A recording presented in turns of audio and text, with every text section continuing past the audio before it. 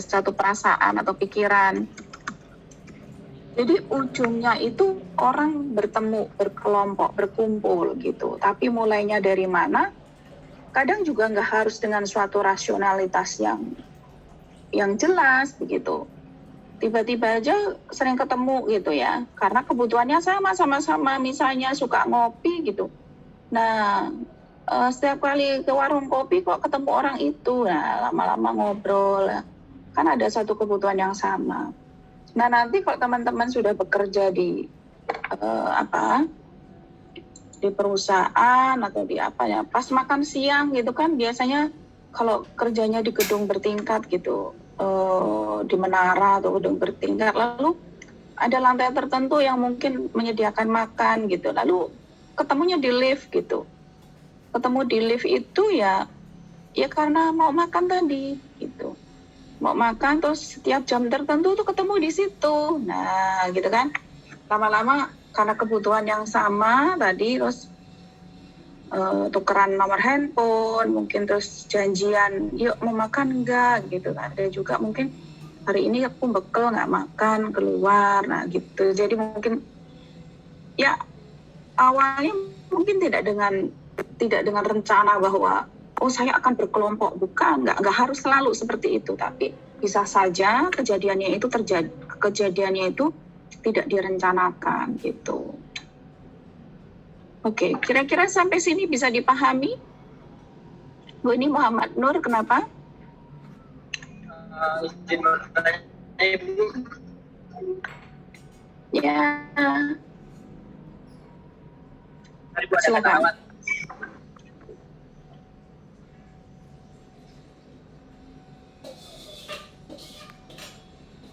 Dari yang katakan tadi kan, karena adanya suatu kebutuhan orang jadi bertemu dan membuat kelompok.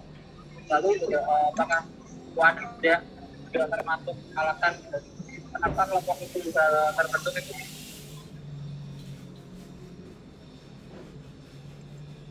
Di saya suaranya hilang, maaf.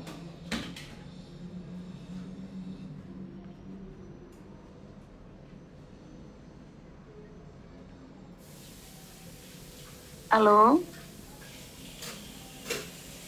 Nur Afif ya. Lagi di stasiun kereta tuh, kayak lagi ngejar kereta. Apakah wadah juga menjadi alasan kenapa kelompok itu terbentuk? Wadah apaan? Baskom. Wadah apa nih? Maksudnya kayak seperti forum gitu, Ibu, kan biasanya kayak ada open forum diskusi gitu kan, nggak semua orang diundang ataupun bagaimana, biasanya kan orang pada datang pada suatu forum diskusi dan akhirnya bertemu dengan orang-orang lain dan akhirnya terbentuk suatu kelompok gitu, Ibu. Ya, jadi memang tadi loh yang saya ceritakan, kadang itu tuh kejadiannya itu nggak dengan rencana gitu ya. Jadi ya bisa saja pas sebuah seminar gitu ya. Saya juga sering tuh kalau seminar tuh ngumpulin kartu nama saya. Jadi saya sendiri bawa kartu nama, apalagi kalau international forum atau national forum gitu ya. Itu kan akan ketemu orang-orang penting gitu. Nah, itu cara untuk mengembangkan jaringan. Nanti ada jejaring kelompok ya. Dan itu saling tukar kartu nama. Nah, kalau itu kan kita bertujuan ya, ada satu perilaku kita yang oke, mungkin nanti saya akan mendapatkan teman untuk bisa berkelompok. Tapi kadang-kadang juga tidak disertai acara seperti itu. Ketemu di stasiun, ketemu di bandara, ketemu di tempat-tempat umum, mungkin ya dalam event-event perjalanan gitu. Nah, seringkali kita juga menemukan teman dalam perjalanan itu dan berlanjut gitu dalam membentuk kelompok. Nah, gitu. Jadi tadi yang kita tulis tadi sebagai satu kebutuhan yang sama, ya mungkin perjalanannya sama, mencari alamat yang sama, ketemu di pekerjaan yang sama. Jadi ada satu kesamaan ya, dan mereka harus bekerja sama untuk mencapai tujuan, dan itu yang kemudian membuat orang berkelompok. Ya, jadi kadang tidak direncanakan, tidak serta-merta, wah aku mau nyari yang kayak gini. Mau nyari yang kayak gini nggak ketemu gitu, tapi tiba-tiba ketemunya yang nggak direncanakan gitu, terus katanya wah ini kehendak Tuhan. yang mempertemukan kita. Waduh, so sweet banget itu. Oke, jadi kejadian terbentuknya kelompok tadi itu ya nanti di komunikasi antar budaya, sudah ya kemarin ya, komunikasi antar budaya ya. Orang-orang dengan mindfulness ya, kemarin belum sampai ya, kita belum sampai sana ya.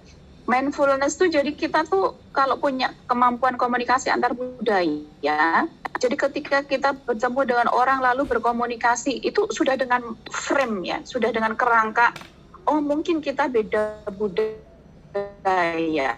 Nah, di perjalanan itu terlatih sekali.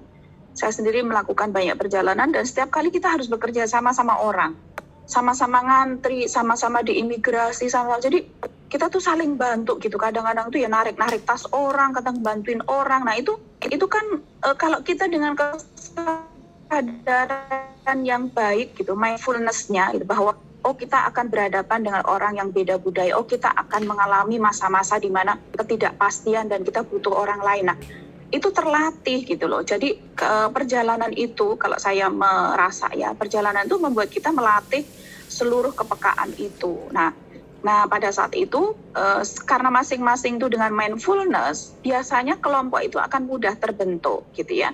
Beda dengan yang kalau kita jaim atau nggak mau membuka diri gitu ya, terus mungkin sombong gitu, siapa lu, siapa gue gitu. Nah itu akan susah menemukan teman.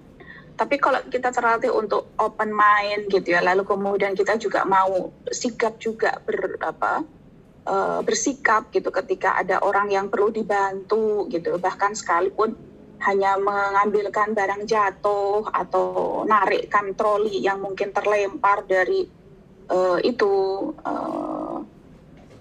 ban berjalan itu. Nah itu kadang-kadang kalau di bandara atau di tempat-tempat umum yang lain lah, ngantri di dokter, nah itu banyak tempat yang membuat kita berinteraksi dengan banyak orang dan bisa saja saat itulah kita punya peluang untuk bertemu orang-orang dan kemudian bisa juga itu berlanjut dan membentuk satu kelompok begitu ya, peluangnya begitu ya, karena kadang-kadang kita tidak dengan tugas tertentu.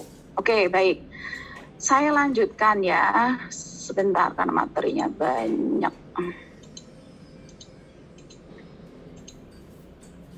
Lalu tujuan pembentukan kelompok ya.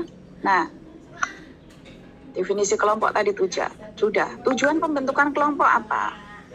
Tadi sudah saya singgung sedikit ya, bahwa ada satu kepentingan yang sama.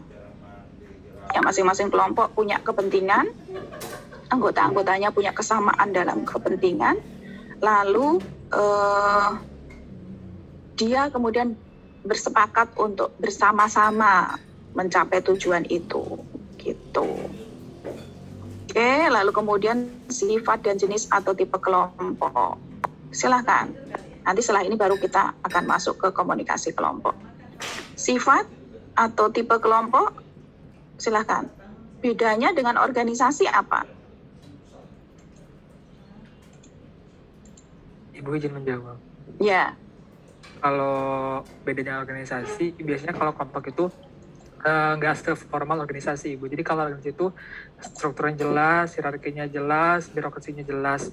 Nah, kalau kelompok biasanya lebih sederhana dari itu. Oke, contohnya? Contoh kelompok?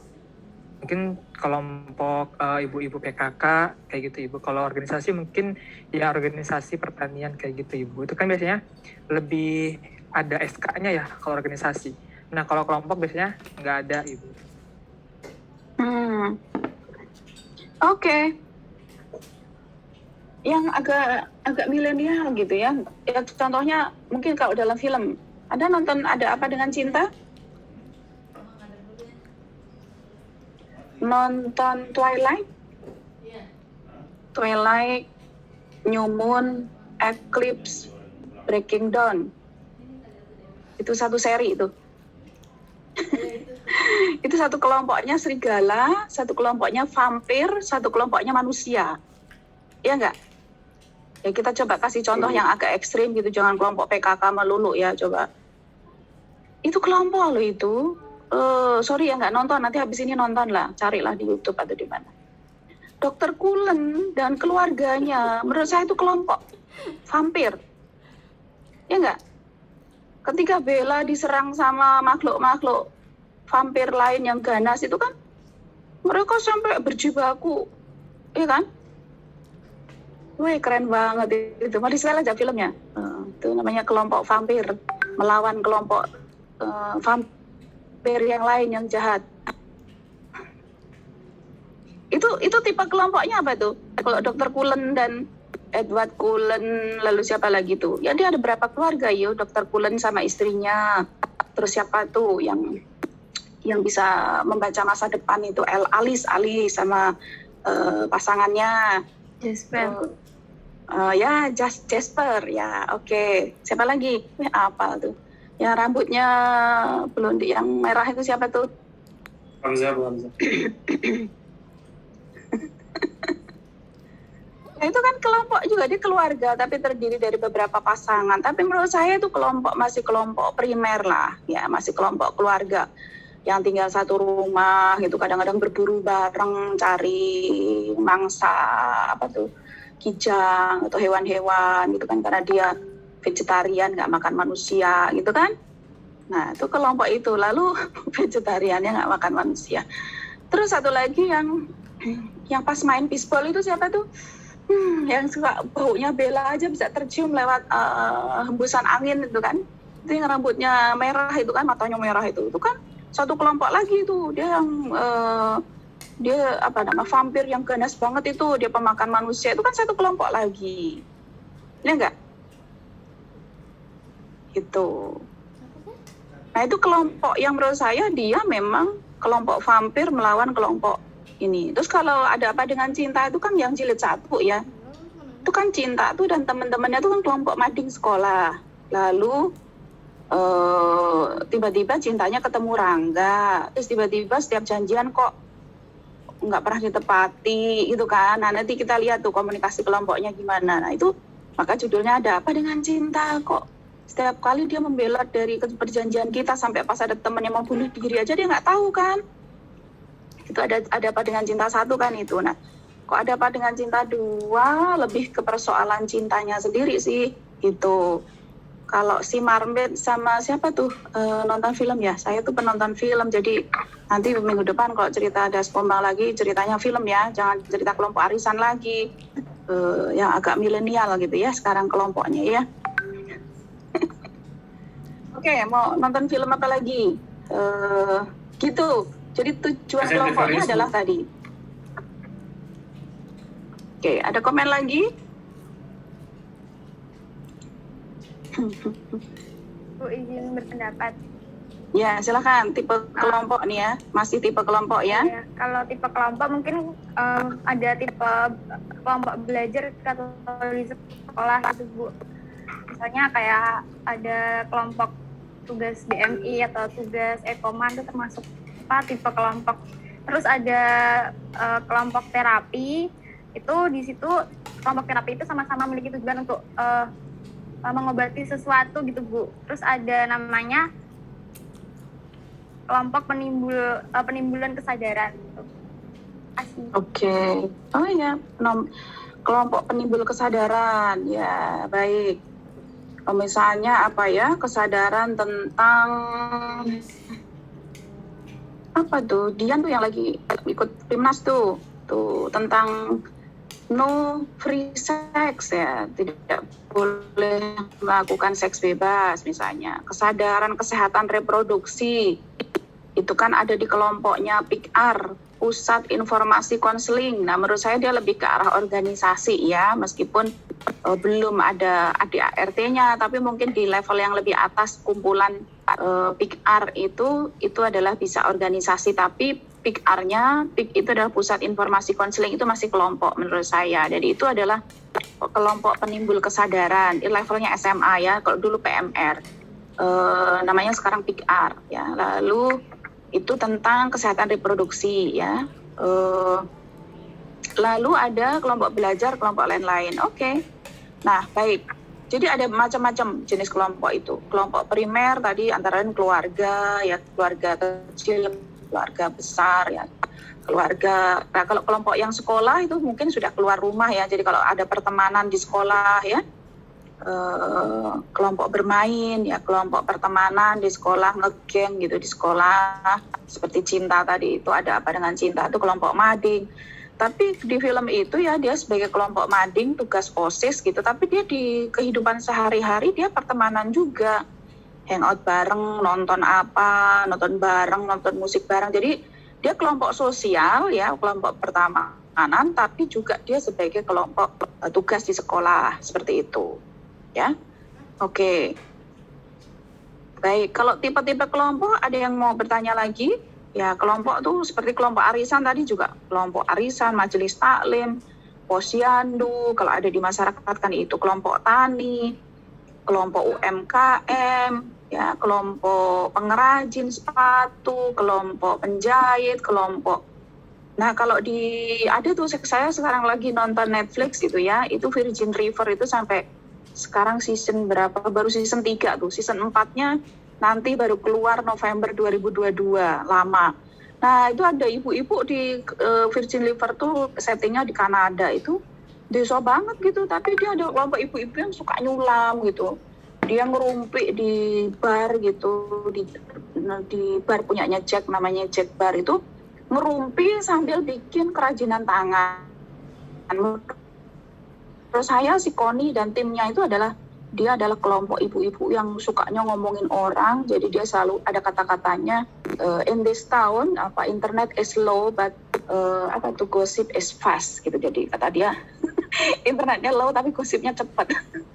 Jadi saya suka nonton Virgin River itu karena banyak kata-kata bagus di situ, banyak kata-kata mutiaranya dalam diskusi-diskusi antar orang. Dan menurut saya di cerita settingnya Virgin River itu dia kelompok gitu, kelompok ada ibu-ibunya,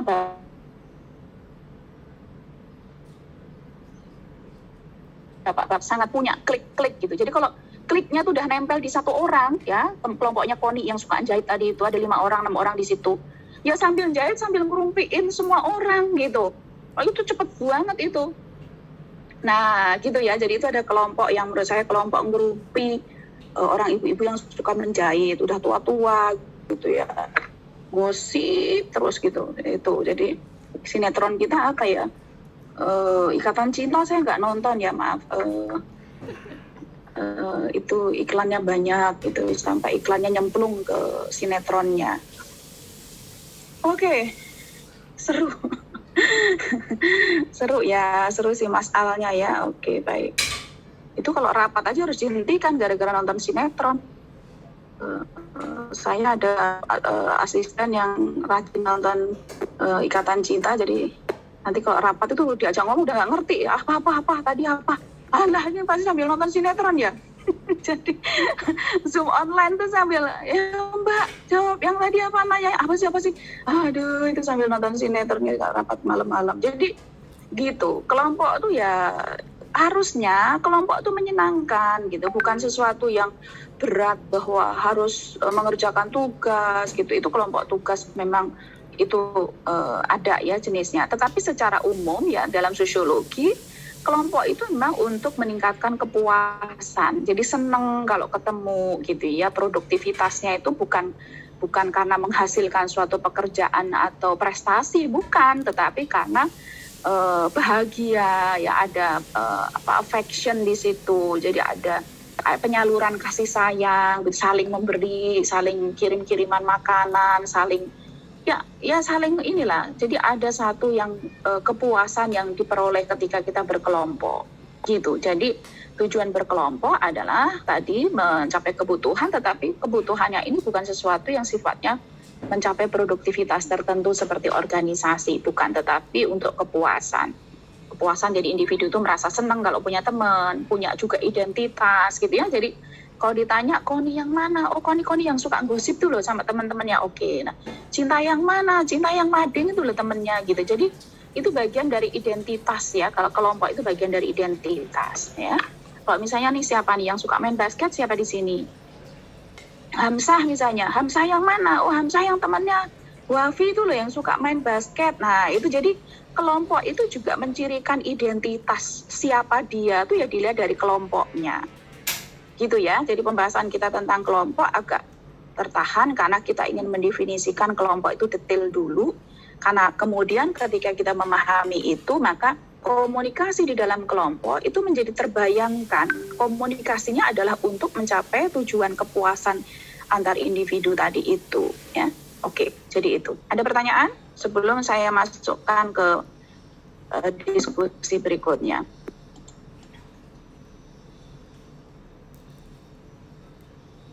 Oke, silakan. Tadi tipe kelompok sudah ya, ada kelompok primer, tugas, terapi, penimbul kesadaran, kelompok belajar ya, sudah ada.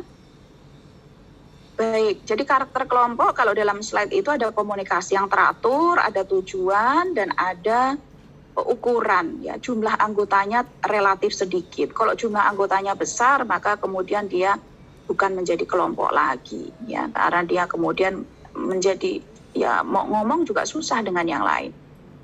Oke, baik. Jadi itu ya, karakter kelompok tadi ada komunikasi yang teratur. Jadi jangan pernah Anda mengatakan, wah aku anggota kelompoknya si Cinta. Kamu terakhir komunikasi kapan misalnya? Wah itu udah 3 tahun yang lalu, ya itu bukan kelompok. Kelompok tuh kalau WA tuh ya last scene-nya tuh 2 menit yang lalu gitu atau 1 menit yang lalu gitu. Jadi kalian tuh selalu buka WA dan yang Anda buka tuh grup-grup yang mungkin Anda intens di situ gitu. Dan itu adalah mencirikan bahwa komunikasi itu dilakukan secara terus-menerus ya dan itu intens ya. Intens itu maksudnya dekat gitu ya. Ada hal-hal yang dibicarakan terus-menerus begitu. Maka kemudian saya seringkali keluar dari WA grup kalau memang saya tidak intens di situ. Jadi saya suka minta izin, maaf saya nggak bisa lanjut di grup ini gitu. Jadi saya suka dimarahi sama teman-teman SMP saya, SMA saya karena saya nggak bisa berinteraksi karena mungkin beda ya, mungkin beda tujuannya. Jadi saya bilang saya sudah punya nomor masing-masing teman, jadi kalau mau nanti kita jabrian saja. Saya ingin izin keluar dari grup ini, ya karena memang sudah tidak nyaman. Kenapa kok dikatakan tidak nyaman? Ya mungkin kebutuhannya berbeda. Saya sih nggak bisa gitu kebutuhannya tuh tiap hari itu assalamualaikum, semoga sehat selalu. Udah tiap hari gitu, siang sudah makan siang belum, sore selamat istirahat. Aduh. Lalu yang berikutnya kalau nggak innalillahi wa inna ilaihi raji'un, siapa yang meninggal. Lalu yang kedua dari selamat ulang tahun. Aduh, itu mending saya keluar dari grup itu gitu karena nggak ada lagi yang dikerjakan di situ. Tapi lalu kemudian saya mendirikan kelompok sendiri gitu. Mendirikan kelompok yang ada satu kegiatan gitu ya, ada saweran juga, maksudnya iuran gitu. Jadi kalau kita mau beli alat ini gitu, kita butuh uang misalnya berapa, kita sebut aja 10 juta ya, kita butuh uang 10 juta. Artinya apa? Ada satu tujuan dong gitu. Jadi kalau nggak ngumpul 10 juta itu nggak akan jadi kegiatannya. Jadi kita rame-rame mendukung supaya tercapai 10 juta itu. Itu saya sampai diteriakin sama teman-teman di kelompok besar tuh. Jadi eksklusif lah, bikin kelompok tandingan lah, apalah ya, masa bodoh. Orang saya tujuannya memang itu. Jadi saya tuh dimarah-marah gitu, diteleponin juga. No, ngapain sih kamu bikin kelompok baru? Lah saya kan udah nanya, mau ikut nggak kegiatan saya? Kalian kan nggak mau kan? Lah saya bikin kelompok kan karena ada kegiatan. Nanti kalau kegiatan saya beres, kelompok saya bubarin. Gampang kan? Jadi judul WA-nya juga temporary. Kelompoknya dikasih tulis temporary kegiatan ini. Begitu kegiatan sukses berhasil, oke, kita bubarin ya. Oke, bubar. Gitu. Oke, baik. Kita lanjut ya. Sekarang tadi komunikasi, dan kalau memang komunikasi itu diperlukan adalah untuk mencapai tujuan tadi. Komunikasi dilakukan untuk melakukan suatu aktivitas mencapai tujuan. Oke, baik. Terus ukurannya terbatas, jumlahnya juga terbatas. Jadi saya punya kelompok tuh anggotanya cuma 6 atau 7 gitu. Tapi kalau iuran orangnya mau ngasih uangnya besar-besar. Sekali iuran tuh bisa 1 juta, ada yang ngasih tuh 2 juta. Bayangin kalau 7 orang kan udah 14 juta itu. Dalam waktu sejam udah kumpul 10 juta. Jadi memang tujuannya itu. Beli wifi, saya sumbangin ke pesantren, ke SD-SD terpelosok gitu. Nanti udah kumpul nih bikin 5 titik, nah, besoknya lagi ada yang iuran lagi, ayo mau iuran lagi gak, gitu kita pantau. Jadi memang kita punya tujuan yang sama gitu. Jadi saya cari orang-orang yang sehati. Kalau sehati itu kalau lagu yang teman di hati itu Kokoro no Tomo, itu teman di hati itu. Jadi kalau Anda terjemahkan Kokoro no Tomo itu adalah teman di hati. Itu sama dengan nilai berkelompok. Ya, oke. Lanjut ya. Sudah, lalu apa faktor penentu efektivitas kelompok? Oke. Ada yang bertanya tujuan-tujuan kelompok, itu ada bertanya faktor yang menentukan komunikasi kelompok itu kan antara lain adalah tujuan kelompok. Ya, oke. Silakan. Apa yang dimaksud dengan tujuan kelompok? Lalu ada lagi kepribadian anggota, jumlah anggota, kepemimpinan, keterampilan berkomunikasi. Ini adalah faktor proses komunikasi di dalam kelompok. Oke, silakan. Izin berpendapat, Bu. Silakan. Untuk tujuan kelompok itu maksudnya adalah hal atau suatu yang memang awal ingin dicapai. Adapun motif-motif dalam tujuan kelompok itu motif pribadi atau motif dan motif kelompok. Nah, motif pribadi ini didasarkan pada keuntungan sendiri. Jadi semisal kita ikut ke satu kelompok dan kita ada kepentingan pribadi, kita ada goals yang ingin dicapai namun melalui kelompok tersebut. Sedangkan kalau bermotif kelompok, itu dari awal kelompok tersebut memiliki visi misi yang sama dan goals yang sama juga. Seperti itu, Bu. Oke. Nah, kalau yang di komunikasi antar budaya kan itu ada kolektivistik sama individualistik ya. Nah, sebenarnya kita tuh sebenarnya punya tuh dua ciri itu. Cuma kadarnya ada orang-orang yang kadar kolektivistiknya tuh besar, jadi dia keinginan untuk selalu berkelompok itu besar, sampai kadang kalau temennya rambutnya panjang dia ingin rambutnya panjang juga. Jadi kok temennya bodoh-bodoh dia juga gak mau belajar karena ingin solider gitu. Itu adik saya tuh ada yang seperti itu. Jadi kalau disuruh belajar, teman-teman nggak pada belajar, saya malu kalau belajarnya, itu kan salah ya menurut saya. Ya jangan begitulah. Itu kolektif, jiwa kolektivistiknya tinggi, artinya tujuan berkelompoknya itu seolah-olah kalau dia berbeda itu jadi kayak nggak solider begitu, padahal kan bukan begitu ya. Jadi ada tuh adik saya rambutnya panjang, waktu saya tanya kenapa sih nggak dikucukur rambutnya, jadi waktu pakai baju adat Jawa gitu, ada yang menikah di keluarga saya terus pakai belangkon, tau nggak belangkon yang kayak itu orang Jawa itu, terus dikuncir belakangnya tuh ke bawah, dimasukin ke bajunya. Terus sampai kita tanya itu kenapa coba, pas temennya datang semua itu ternyata temennya rambutnya panjang semua. Jadi ketika saya ngajar komunikasi kelompok itu apa itu yang dimaksud dengan solidaritas kelompok, kan nggak harus gitu, tapi saking dia itu ada tujuan kelompoknya ya memang ciri khas rambut panjang tadi. Kalau nggak rambut panjang, jangan masuk kelompok itu. Nah, itu kan berarti ada satu yang sama dalam kelompok itu. Tujuan kelompoknya ada identitas yang sama tadi. Tapi ada juga motif pribadi. Nah, kalau dalam motif pribadi itu yang kemudian kita sebut individualisnya apa, individualistiknya apa. Sama-sama jadi asisten daskom, tapi ternyata ngejarak praktikan gitu ya. Waduh, ada tuh. Bu, saya ikut yang jadi asisten daskom. Kenapa emang? Kelas KPM tuh saya naksir dia, itu terbuka tahu. Asisten tuh ngomong sama saya, udah kamu memilih kelas yang mana, anaknya di kelas apa, saya kasih cara aja, Bu di kelas itu, yaudah tapi jangan terlalu kelihatan ya. Oke. Jadi itu motif pribadinya karena naksir praktikannya, boleh aja, boleh, kenapa enggak.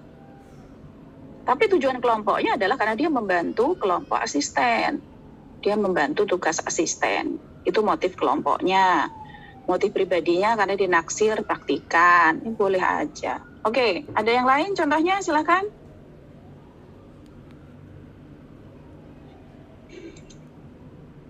Baik, Bu, izin bertanya Ibu. Silakan.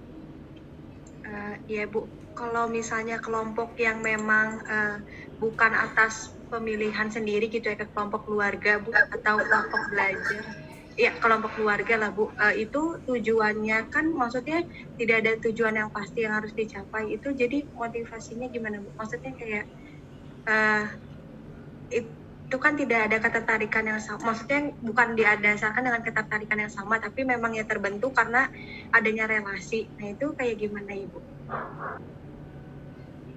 Oke, ya. Ya itu sebenarnya kelompoknya bentukan ya. Kelompoknya itu tidak dibuat sendiri, ya, tetapi ada ditugaskan gitu ya. Iya enggak? Kelompok tugas berarti dia. Atau gimana? Kalau yang dimaksud itu adalah, oh kelompoknya sudah dibentuk gitu. Kita mau nggak mau harus nerima kelompok itu. Berarti kan itu ditugaskan untuk melakukan suatu kegiatan atau pekerjaan tertentu. Kita tidak bisa mengelak, gitu bukan? Iya Ibu, seperti itu. Sama ini Bu, contohnya kalau dalam keluarga kan itu kelompok yang sudah disediakan, maksudnya kayak tidak bisa memilih ya Bu, dan terbentuknya bukan atas misalnya kayak kesadaran seorang individu ingin di keluarga tersebut, jadi dia membentuk kelompok di keluarga tersebut. Nah, itu bagaimana Bu untuk kasus seperti itu? Iya, tapi kalau ayah ibu kan pasti dia memilih ya, atau dijodohkan gitu ya. Kalau anak-anak memang tidak bisa memilih dia dilahirkan dari keluarga yang mana. Tapi kalau ketika masih berdua kan itu bisa ya. Iya nggak? Iya Ibu. Iya, makanya kita nggak boleh mengadili orang gara-gara dia lahir dari keluarga tertentu. Dan kita juga nggak boleh sombong karena kita dibesarkan di keluarga tertentu. Gitu. Jadi kalau misalnya yang agak ekstrim misalnya, ya saya kan nggak milih dulu kok keluarga saya kejawen, gitu kok bapak saya tuh Islam KTP, misalnya seperti itu kan, itu ya gimana orang saya lahir di keluarga itu, gitu kan? Makanya nggak boleh, dia Islamnya KTP itu, ya dia kejawen, kok kayak saya kan orang yang ini beda gitu. Nah ya jangan, karena itu dia nggak bisa memilih, karena dia dilahirkan di keluarga itu, ya. Gitu. Jadi jangan mengadili orang karena kondisi saat ini, karena mungkin dia tidak ada pilihan. Dan itu terbentuknya kelompok, betul bahwa dia memang given, jadi dia harus nerima. Masa kita mau membelot, Pak aku nggak mau jadi anakmu, gitu. Ganti aja bapaknya. Nggak bisa. Nggak bisa. Oke. Jadi itu adalah bahwa kalau tadi katanya dengan pembentukan kelompok, jadi memang kelompok yang kita memang hadir, ada, tumbuh dalam lingkungan kelompok itu atau keluarga ya dalam hal ini. Tapi kalau memang tadi terbentuknya karena memang ada satu tujuan ya, yaitu adalah kelompok yang sengaja dibentuk ya untuk tujuan tertentu. Oke. Nah, tapi kalau memang tadi menjadi anak dalam sebuah keluarga, apakah itu motifnya individu atau motif keluarga, tergantung situasinya, Mbak. Jadi kalau memang anak misalnya ya anak, tapi kemudian kalau saya tuh ini orangnya kan sangat rasional gitu ya. Jadi kadang-kadang tuh kalau saya mau dikasih tugas ini, itu untuk kepentingan keluarga. Tapi ada kepentingan pribadi saya. Saya mau tugas keluarganya belanja, tapi nanti kalau dari belanja saya harus dikasih upah untuk beli apa gitu. Itu kalau dari kecil kan saya tuh dibagi tugas ya, dibagi habis tugas tuh. Pagi-pagi itu ada yang belanja, ada yang nyapu, ada yang cuci piring, ada yang apa. Belanja ke pasar gitu kan, deket pasarnya jalan kaki juga ini. Pakai catatan gitu, bapak saya ngasih catatan atau ibu saya. Nah, kadang-kadang tuh saya nawar gitu. Pak, boleh nggak nanti saya mau jajannya pecel sama apa gitu. Nah, itu kepentingan pribadi. Tapi kepentingan kelompoknya kan saya membelikan jajanan atau makanan buat orang sekeluarga. Tapi saya request untuk kepentingan pribadi saya kan saya maunya ini, saya nggak mau yang itu. Gitu. Saya tuh mau suruh bantuin nyembelih ayam, tapi saya harus dapat pahanya. Terus itu licik saya itu dari kecil. Terus kalau misalnya bapak saya, ibu saya itu kan bikin panggang gitu, terus nanti tuh buat ngasih ke orang gitu kepalanya, ya orang Jawa kan gitu. Kalau pas ada siapa yang ulang tahun gitu kan dibawainya panggang sama tumpeng sama apa. Nah, saya tuh sering kali nggak dapet panggangnya, itu saya protes tuh ke yang masak. Ini siapa yang masak? Terus dia bilang, Mbak Nu, itu mau dikasih, panggilannya kan Mbak Nu. Kan saya punya adik-adik dan saya tuh perempuan paling gede di keluarga itu. Anak yang paling gede lah perempuan. Dan saya tuh yang termasuk yang apa banget lah gitu. Frontal gitu. Kenapa saya hanya dikasih jeroannya? Saya nggak mau. Mana panggangnya? Jadi ibu saya tuh kalau bikin panggang harus 2. Jadi 1 buat Pak Kepala, atau Bu Kepala, itu bosnya bapak saya, 1 buat saya.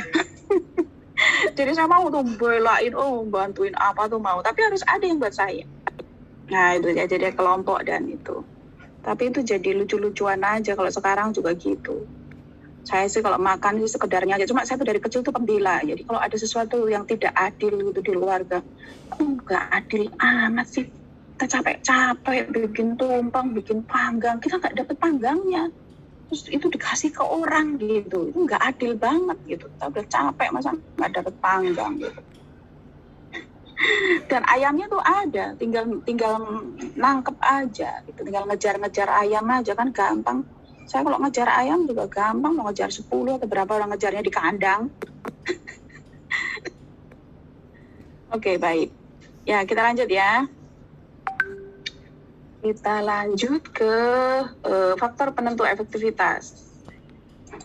Ada namanya besaran ekologi, status kekuasaan, kepemimpinan, dan jaringan. Oke, mana yang mau ditanya? Mana yang mau ditanyakan? Besaran kelompok itu jumlah anggota. Nanti konsekuensinya pada proses komunikasi dalam kelompok. Oke, komunikasi dalam kelompok ya tadi. Komunikasi yang berlangsung di antara individu ya dalam rangka melakukan suatu aktivitas mencapai tujuan. Nah, kalau besaran anggotanya itu terlalu banyaklah gitu. Misalnya berapa? Perbandingannya misalnya. Keluarga dan anaknya 2 dan keluarga yang anaknya 10. Itu beda. Nanti ibunya cenderung otoriter yang anaknya 10. Apalagi kalau sumber dayanya terbatas. Anaknya 2 tuh bisa ditanya mau makan apa gitu ya. Anaknya 10 nggak bisa. Makan nggak makan ya adanya itu. Ekologi kelompok itu berarti posisi tempat duduk di dalam berkomunikasi. Status kekuasaan itu adalah posisi-posisi dan kekuasaan itu adalah mempengaruhi, kemampuan mempengaruhi orang ya. Jadi ada orang-orang pada posisi tertentu dan dia punya kemampuan untuk mempengaruhi orang lain. Nah, sama dengan kepemimpinan. Nah, kalau jaringan tadi adalah jaringan komunikasi di dalam kelompok. Oke, ada yang mau ditanyakan dari ini? Ibu, saya izin bertanya, Bu. Oke. Namamu Yusila? Iya, Bu. Oke, silakan. Yang ini, Bu, yang ekologi kelompok kan dijelasin posisinya gitu kan ya, Bu. Saya masih kurang paham, Bu, takut salah paham maksudnya gimana ya, Bu? Ini kelihatan nggak yang posisi-posisi di slide ini? Iya, kelihatan, Ibu. Ya, nah ini kalau ini XXX ini adalah orang yang duduk. Ini posisi itu adalah dalam sebuah proses komunikasi. Ini kalau misalnya meja nih, bayangkan ini meja atau standing party ya berdiri lah misalnya atau duduk. Nah, yang efektif tuh yang posisinya begini. Yang nomor 1 ini adalah posisi yang di pojok-pojok begini. Nah, kalau bertiga ngobrolnya sebaiknya begini. Jangan jejer. Ini begini. Ini lebih bisa saling menatap gitu ya. Kalau 2 begini. Ini kalau sama-sama main laptop, satu laptop di bekerja sama berdua, yang posisi nomor 2 itu harus berdampingan duduknya. Jadi kalau Anda ngedet makan bakso di bakso mana ya, favorit Darmaga itu di mana tuh? Bakso Titoti atau apa tuh. Nah itu duduknya harus begini, nanti saling minta baksonya, tahunya atau mie-nya gitu, kuahnya gampang gitu. Jangan berhadapan. Kalau berhadapan ini posisinya bersaing. Main catur, main pingpong, atau konsultasi antar dosen dengan bimbingan gitu. Tapi juga nggak terlalu jauh begini sih. Biasanya berhadapannya di sini bukan di sana. Nah kalau yang 4 ini adalah 2 kelompok berbeda mengerjakan tugas berbeda. Nah kalau Anda di kantin Sakta bangkunya panjang ini, nah kalau Anda punya tugas 2 kelompok berbeda tuh sudut menyudut, corner to corner namanya, seperti ini. Itu Mbak penjelasannya. Ya, makasih banyak Ibu. Oke, baik. Makasih ya. Yang lain? Masih tentang ini, silakan. Saya ya Bu. Oke, Dani, silakan. Yang tadi Bu, yang ekologi kelompok yang misalkan cuma 2 orang dan dalam komunikasi itu kan ada faktor yang mempengaruhi biar komunikasi itu bisa berjalan baik, salah satunya dengan tatapan mata. Dengan duduk berdua samping-samping kayak gitu kan bukannya malah komunikasinya jadi kurang efektif ya Bu. Bukannya kalau yang berdua doang kan kayak lebih enak kalau ngomong tuh kayak ada. Ya, tapi kalau nanti kalian pakai laptop yang sama, itu diputar-putar laptopnya. Kalau jajaran enggak. Kalau Anda bekerja sama dalam ada satu yang dikerjakan tuh, nggak diputar. Kalau nulis-nulis juga bisa dilihat berdua. Kalau Anda berhadapan, itu kalau buku diputar-putar, laptopnya diputar-putar. Tapi kalau Anda jejer, itu bisa saling nengok gitu. Ngintip bersebelahan. Posisi bekerja sama itu bersebelahan. Kalau pengantin kan juga nggak berhadapan-hadapan kan, dia berjejer kan. Mau jadi pengantin nanti berhadapan-hadapan? Enggak kan?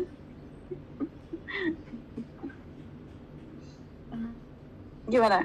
Jadi Bu, terima Ya, coba nanti kalau Anda makan siang di resto atau di mana ya yang agak rame gitu, coba perhatikan tuh orang. Salah tuh mereka pada berhadapan-hadapan tuh salah, harusnya berjejer. Atau corner to corner, menyudut. Ya, nanti kalau Anda lagi ngedate jangan berhadapan-hadapan ya, tapi berjejer. Lebih dekat itu menatapnya juga, nengoknya bisa lebih dekat.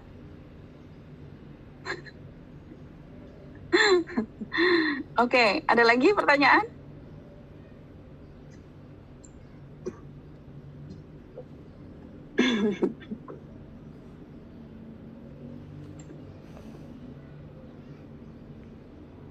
Oke, baik, saya lanjutkan. Kalau tidak ada, saya lewati saja ya. Tadi kepemimpinan. Kalau kepemimpinan, kalau menurut Anda, kepemimpinan apa yang paling baik?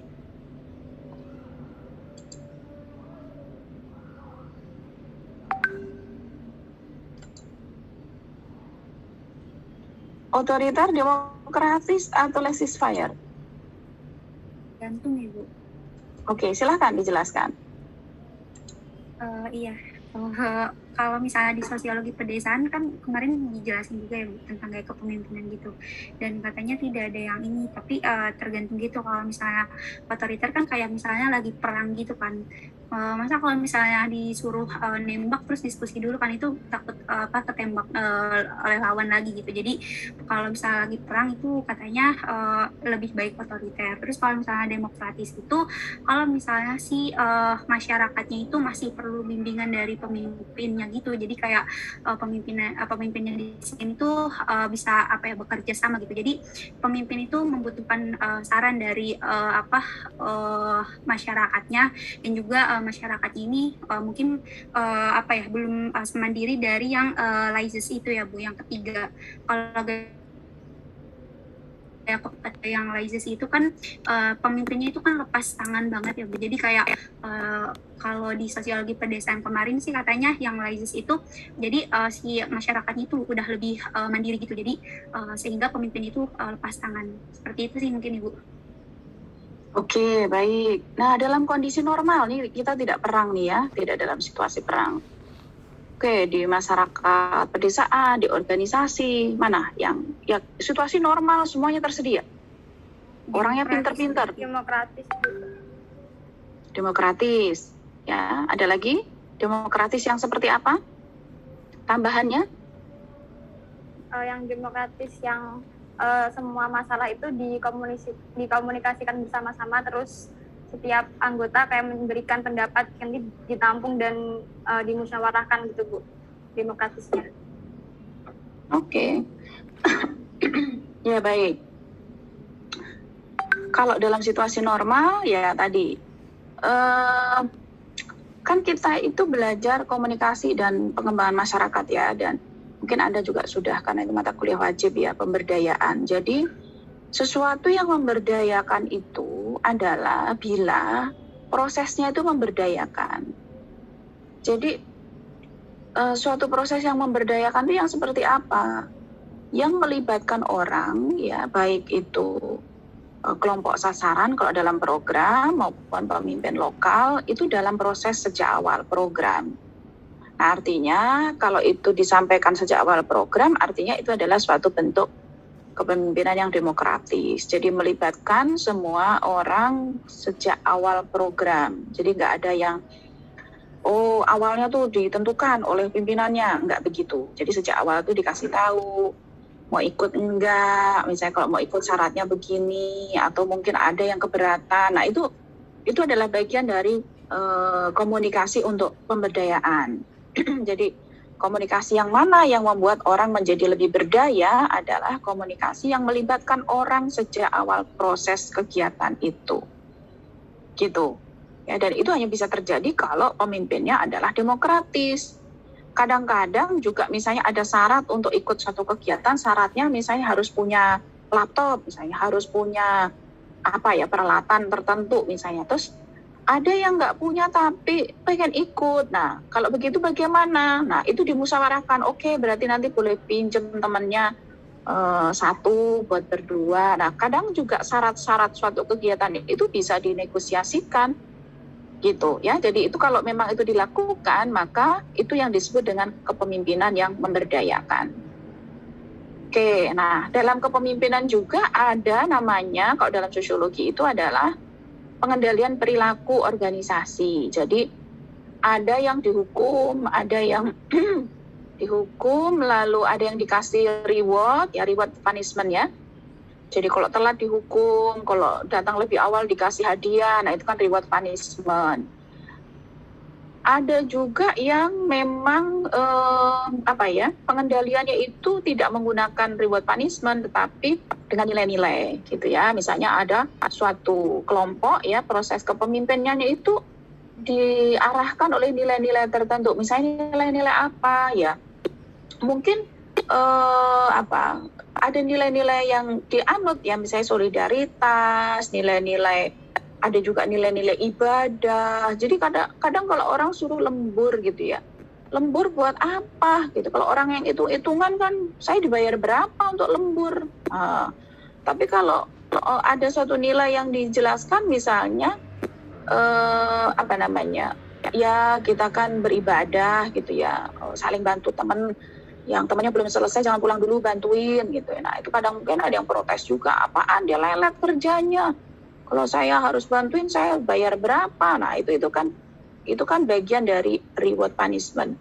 Ada orang-orang yang dikendalikan dengan cara diberi reward dan punishment, ada orang-orang yang tidak harus seperti itu. Nah itu nanti kepemimpinannya yang menentukan, anak-anak ini harus dikasih reward punishment, anak-anak ini cukup dikasih nasihat atau nilai-nilai, anak-anak seperti ini harus dipaksa. Nah itu adalah bagian dari kepemimpinan yang menurut saya kemampuan pemimpinlah yang nanti bisa menentukan keputusan yang akan diambil, apakah tadi reward punishment, apakah pakai nilai-nilai ataukah harus dipaksa. Nah itu dalam pengendalian organisasi atau pengendalian kelompok, itu pemimpin punya kemampuan untuk itu.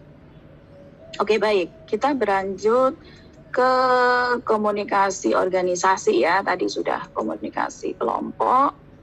Nah, kemampuan kekuasaan itu sudah. Nah, sekarang yang jaringan tadi tidak ada yang bertanya, berarti sudah bisa. Nah, kalau yang komunikasi organisasi, pertanyaannya adalah apa bedanya kelompok dan organisasi? Mungkin tadi sudah ada dibahas sedikit.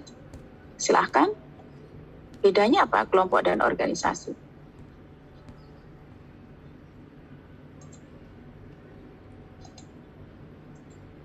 Jawab, Bu. Ya. Kalau menurut saya perbedaan mendasarnya, kalau organisasi itu ada pembagian tugas yang jelas sama adanya jabatan gitu, Bu. Tapi kalau kelompok lebih fleksibel gitu. Oke. Baik. Kalau dari sisi definisinya ya, bahwa ada sisi formalitas ya organisasi itu, sedangkan kelompok itu bisa juga tidak formal ya. Oke, kalau dari sisi komunikasi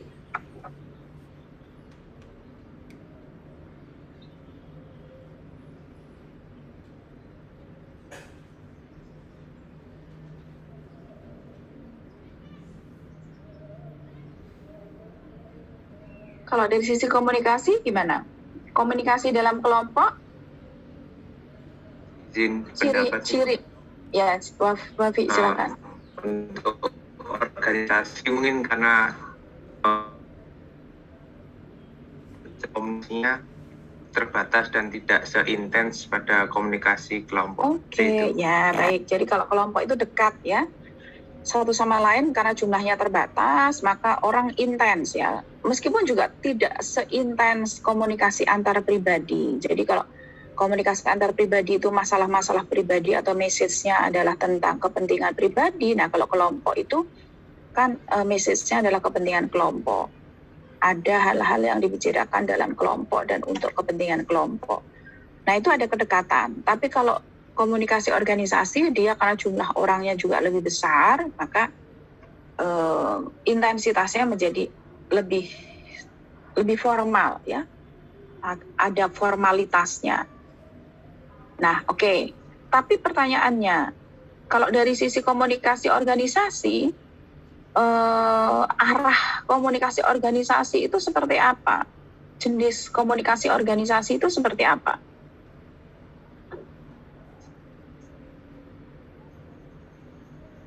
Izin menjawab, Bu. Ya. Dari yang saya baca sih, buat pola komunikasinya itu ada 4 ya, Bu, kalau nggak salah. Yang pertama itu ada dari atas ke bawah, lalu bawah ke atas, horizontal, sama diagonal. Oke. Nah, itu yang formal ya. Jadi ada komunikasi yang formal, itu dari atas ke bawah ke atas, lalu horizontal dan diagonal. Oke, baik. Ada lagi selain yang formal? Tipe komunikasi organisasi selain yang formal adalah? Non-formal ya. Ya, komunikasi informal ya, gimana?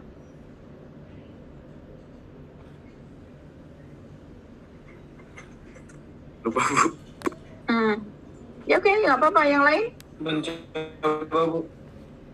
Izin.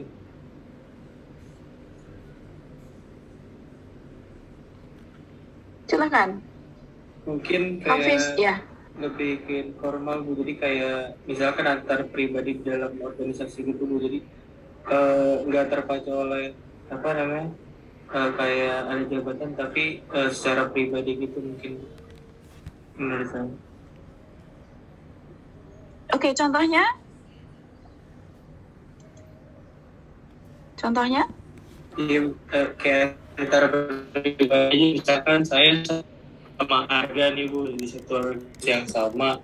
Nah, walaupun jabatan Arga itu lebih tinggi, tapi saya sama Arga bisa berkomunikasi gitu secara pribadi gitu. Oke. Informasinya apa, Arga? Kamu ngomong sama Hafiz biasanya kalau ngobrol apa? Antar pribadi dalam organisasi? Mungkin ini ya, Bu, kalau ngobrol di luar konteks yang formal organisasi gitu, misal kayak hobi terus dan kegiatan sehari-hari gitu, pokoknya obrolan santai gitu, Bu. Kalau obrolan tentang organisasi masuk dalam komunikasi informal nggak? Mungkin menurut saya, Bu, kalau tentang organisasi tapi dengan di waktu yang lagi santai kayak gimana ya, kayak di luar forum atau rapat gitu, terus dibahasnya juga secara informal kayak komunikasi antar personal gitu, mungkin itu bisa dibilang informal, Bu. Iya, oke, benar ya. Jadi kalau tadi yang saya cerita yang ketemu di lift tadi makan siang gitu ya, mungkin di situ juga bisa berkumpul direktur atau yang lain, tapi kadang-kadang enggak sih, direktur pasti dibeliin makannya. Nggak usah direktur lah, ketua departemen aja makan siang tuh disiapin oleh stafnya gitu. Nggak usah direktur, saya juga kalau makan siang seringkali dibeliin oleh tim gitu ya. Tapi kalau misalnya mau gosip, saya duduk di warung gitu ya, lalu saya nyebar gosip gitu. Misalnya, bentar lagi dapat bonus nih, gitu kan. Sedang dirancang kok, itu bonusnya mau keluar, gitu. Nah, seringkali manajemen nyebar gosip di makan siang. Atau ada nyebar gosip, kalau waktu itu pernah juga tuh, SPP, anak IPB mau naik, gitu. Aduh, itu siapa yang nyebar, gitu. Tiba-tiba dalam waktu sejam udah sampai mana-mana tuh gosipnya. Lalu karena saya pernah bimbingan dengan salah satu wakil rektor dulu ya, waktu saya S3 itu pembimbing saya itu wakil rektor. Saya tanya, Pak, siapa sih yang nyebar gosip? Saya bilang gitu. Siapa yang nyebar gosip, Pak? Ya memang sedang dijajaki. Jadi mungkin kalau Anda nanti jadi pemilik perusahaan, lalu Anda pengen tahu bagaimana sikap karyawan terhadap perusahaan, sebar aja gosip. Sebar gosip lewat salah satu karyawan yang Anda kenal dengan baik. Tolong digosipin itu. Nanti akan ada PHK terbatas karena produktivitas perusahaan rendah. Misalnya seperti itu. Kalau nanti Anda gosipnya misalnya pagi tuh, Anda sebar ke satu karyawan tuh pagi, lalu karyawan tuh ngobrol di makan sarapan ya, mungkin makan gorengan atau Indomie di kantin gitu ya. Lalu dia nyebar gosip pagi. Siang, pas makan siang misalnya gosip udah nyebar tuh kemana-mana. Wih, akan ada restrukturisasi organisasi nih, perampingan struktur misalnya kayak gitu. Nah, kalau itu terjadi, maka ada bagusnya. Maka Anda bisa menyimpulkan bahwa komunikasi antar karyawan dalam organisasi Anda itu sangat baik.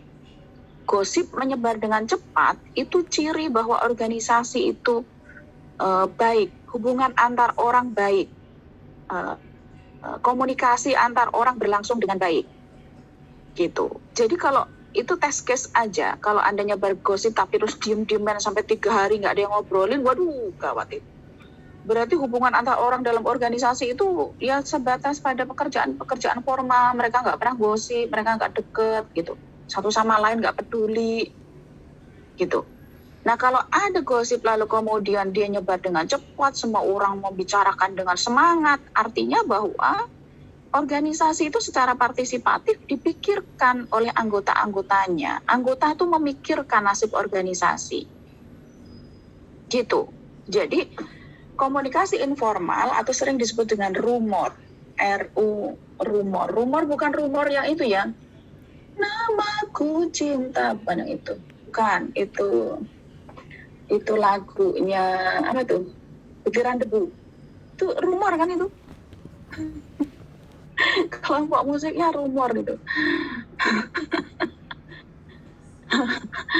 Aduh, itu rumor tuh beneran ada. Namanya grapevine, itu komunikasi mirip buah anggur. Kalau Anda beli anggur itu kan dari satu menyebar gede gitu ya. Kalau dibalik ya, anggurnya dibalik gitu. Jadi 1, terus 2, terus jadi 4, terus jadi berapa. Jadi satu orang kemudian dia berkembang melalui deret ukur itu. Itu dia berkembang gitu.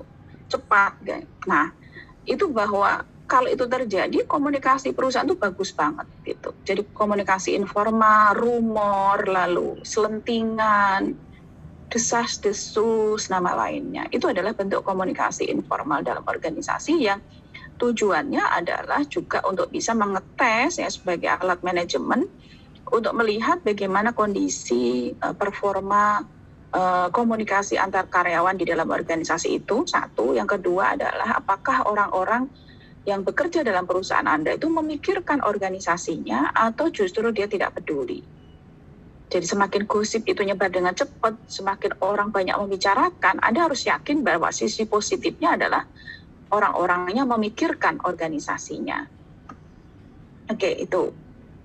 Baik, itu tadi yang jenis komunikasi organisasi. Kalau dari organisasinya sendiri, ada organisasi yang sifatnya profit dan non-profit, ya, mencari keuntungan dan tidak mencari keuntungan. Nah, kalau di sosiologi itu ada tipe-tipe organisasi, ya, seperti kalau organisasi pemerintah birokrasi itu kan berarti dia pelayanan publik gitu ya. Tentu dia tidak boleh mencari keuntungan gitu.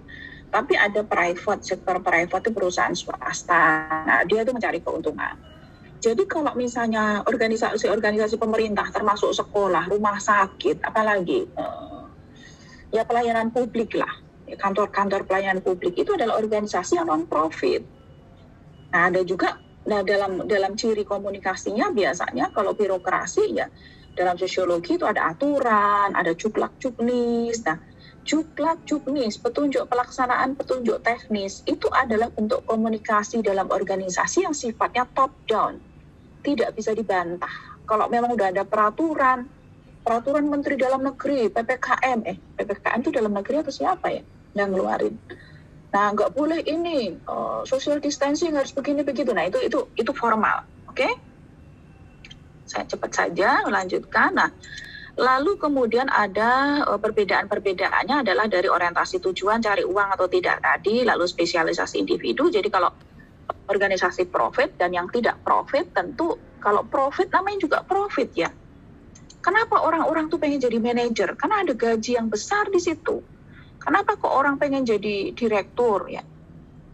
Ya karena ada spesialisasi pekerjaan. Jadi kalau Anda biasanya kalau dia lulusan fakultas ekonomi, akuntansi, ada tuh Kak di ipar saya, dia sekarang direktur. Awalnya direktur, salah satu direkturnya Bank GTN, sekarang menjadi salah satu direkturnya Jiwasraya yang di korupsi triliunan itu sebelumnya. Lalu dia masuk ke situ untuk memperbarui. Itu karena dia spesialisnya adalah apa? Dia akuntan. Lalu dia masuk ke perusahaan, lalu dia punya jenjang karir yang sangat jelas, direktur, ya karena bidangnya sesuai. Gitu, spesialis banget gitu. Itu benar-benar profit organisasinya. Tapi kalau organisasi sukarela, ya biasanya organisasi sukarela kan bayarannya juga tidak sehebat kalau dia profit. Nah, maka seringkali itu tidak sesuai dengan bidang keahliannya. Siapapun juga bisa dalam posisi tertentu. Tapi kalau organisasinya profit, itu pasti mencari orang yang sesuai dengan kapabilitasnya, sesuai dengan bidang kompetensinya. Karena takut atau khawatir nanti tidak baik kalau memang tidak bagus, tidak optimal hasilnya ya. Lalu ada hierarki yang sangat formal. Kalau semakin dia profit, bayangin aja kalau perusahaan atau apa itu kan direktur atau apa itu sangat dihormati ya, karena di sana duitnya banyak. Gaji direktur ratusan juta. Jadi antara gaji direktur dengan karyawan terbawah itu selisihnya sangat luar biasa banyak. 100 juta sama 3 juta. Karyawan biasanya 3 juta. Yang habis-habisan sampai lembur-lembur itu bayaran cuma 3 juta. Sementara direkturnya gajinya minimal 150 juta per bulan gitu. Kalau setahun berapa ya? Tinggal dikalikan. Itu duit semua gitu. Bukan daun gitu kan. Oke, baik. Lalu saya lanjutkan. Tadi hierarki ya, lalu saling tergantung antar unit. Kalau organisasi profit itu dia strict ya. Sementara kalau nirlaba atau non profit ya fungsional, biasanya bisa saling menggantikan, tidak ada spesialisasi begitu. Oke, baik. Lalu kemudian tadi pola komunikasi sudah, informal sudah. Nah, lalu apa yang menentukan efektivitas komunikasi di dalam perusahaan? Itu Anda harus tahu ya bahwa dalam organisasi itu apa masalahnya? Biasanya adalah overload informasi. Jadi informasi yang banyak tuh bukan berarti lebih baik. Saya sendiri kalau dapat info yang setiap detik terus dibanjiri informasi tuh, saya sampai nggak ngerti mana yang penting, mana yang nggak penting gitu. Apalagi kalau di WA group itu cuma saya selintas aja dilihat. Makanya seringkali kalau misalnya udah dikasih undangannya lewat WA gitu, ya kalau undangan lewat WA mah nggak saya baca gitu. Kecuali orang itu WA langsung ke saya lalu nelpon biasanya. Bu Nino tolong ya nanti ini kalau misalnya waktunya kapan. Lah kalau saya lihat jadwal saya juga padat gitu, terus itu tidak terlalu penting ya saya biasanya nawar ya. Maaf saya nggak bisa, ada kegiatan ngajar gitu. Tapi kalau misalnya itu penting banget, terus saya termasuk orang yang penting untuk hadir di situ menjadi pembicara atau apa ya tanya saya dong, jangan ditentukan waktunya dulu, kan gitu. Jadi komunikasi itu juga menjadi hal yang dalam organisasi itu gini, kalau Anda nanti jadi panitia, lalu misalnya saya jadi pembicara utama di sebuah kegiatan, ya Anda harus paham bahwa kapan bisanya, bentrok apa tidak, kasih beberapa alternatif waktu antara tanggal sekian sama tanggal sekian, Ibu bisanya kapan. Atau kalau mengundang orang juga sekian-sekian kapan bisanya, kalau saya nggak bisa siapa yang berikutnya akan dicari. Nah itu adalah bagian dari proses komunikasi bahwa saya juga kalau overload komunikasinya, kalau nggak ini ya nggak dibaca. gitu, bahkan mungkin ketimpa-timpa gitu WA-nya gitu ya. Gitu, itu overload. Jadi komunikasi organisasi itu yang pertama kelemahannya adalah overload, yang kedua adalah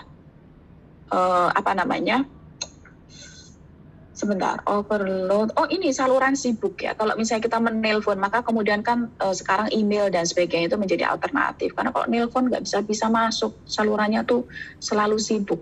Zaman belum ada email, belum ada WA, belum ada macam-macam.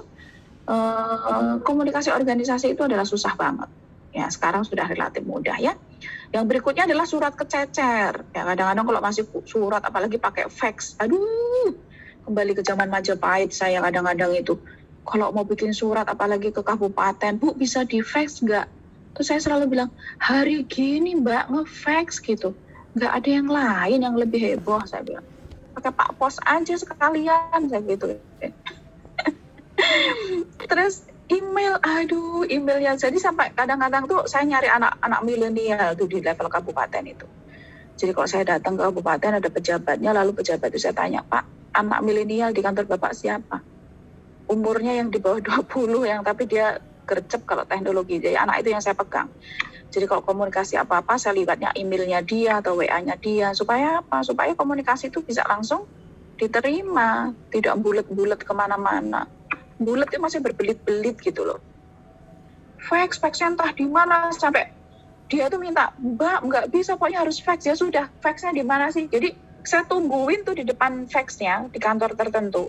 Daerah mana ya, Jawa Tengah tuh, padahal Jawa loh. Terus orang di kantor saya di LPPM tak suruh nge-fax, saya tungguin sekarang, tolong di-fax. Jadi saya tungguin di depan faxnya.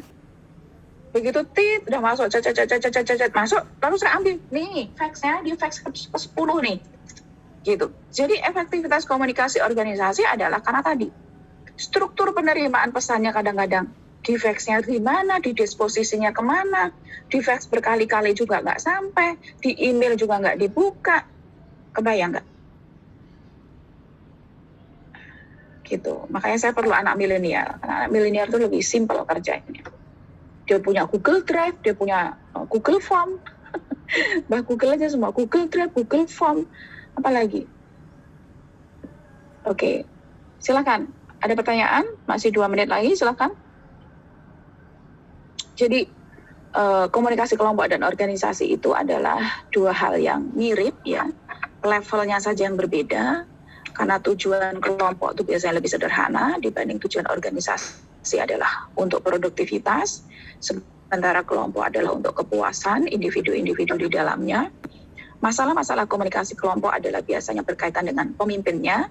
Ya, pemimpinnya bagaimana dia bisa mengendalikan arus informasi dalam kelompok itu. Nah, kalau organisasi masalahnya menjadi lebih kompleks karena di sana ada jumlah orang yang banyak juga dan juga kelemahan komunikasi organisasi adalah efektivitasnya adalah karena jumlah informasinya yang overload ya. Lalu mungkin juga ada prasangka dari orang-orang yang berkomunikasi, misalnya ada yang orang tidak pantas berkomunikasi antar siapa dengan siapa, karena hierarki dalam organisasi itu cukup ketat gitu ya dibandingkan dengan kelompok. Jadi kalau ada orang datang lalu dia levelnya apa, kalau saya mau lobby dengan bupati gitu ya misalnya atau dengan gubernur gitu ya, itu harus saya bawa dekan atau bawa direkturnya IPB gitu, jadi harus level gitu. Kalau misalnya yang datang sana presiden, masa Pak Rektor nggak ada, kan nggak mungkin. Kalau misalnya ada bupati mau datang ke IPB, ya saya cari orang yang selevel dengan bupati siapa, dekan atau kepala apa atau direktoratnya ada di IPB gitu. Jadi itu rumitnya komunikasi organisasi itu berjenjang seperti itu.